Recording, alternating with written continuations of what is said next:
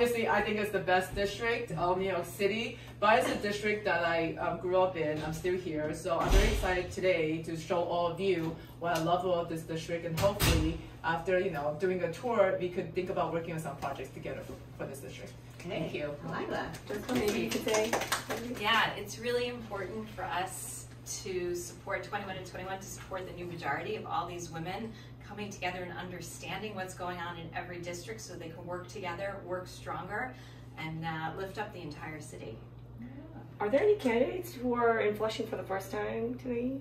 Oh, who's first time Flushing? No, right?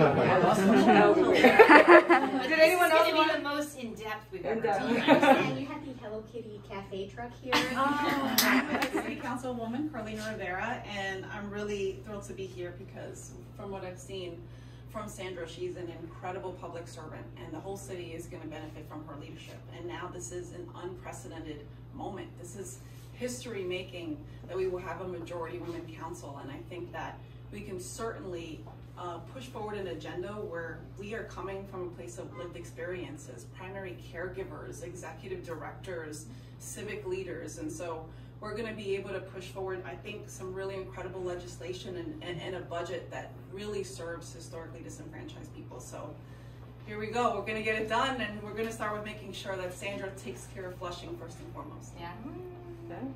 Okay. Anyone else? Yeah. So I'm Lynn Schulman. I'm the Democratic nominee in the 29th district, which is not too far from here. And Sandra is going to be an amazing member of the council, and I think it's very important for all of us, particularly the women in Queens, to band together to support one another. And Sandra and all of us from Queens, Linda and I are going to really make sure that we come together and do whatever we can to make our communities thrive. So much, yeah. So happy to be here to support our fellow Democratic nominee Sandra Ong, and I have the privilege of working closely.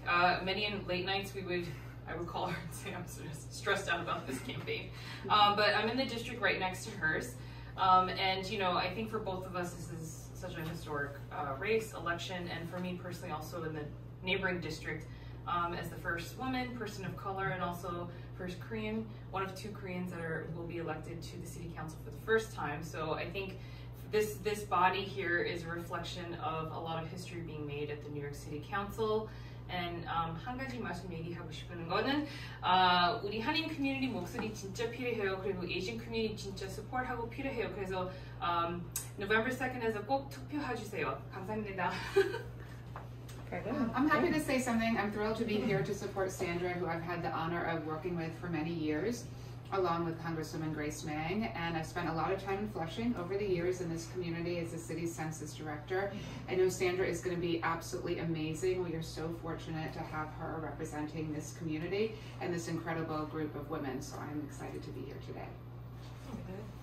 Bronx is like bragging about waiting hours for Hello Kitty.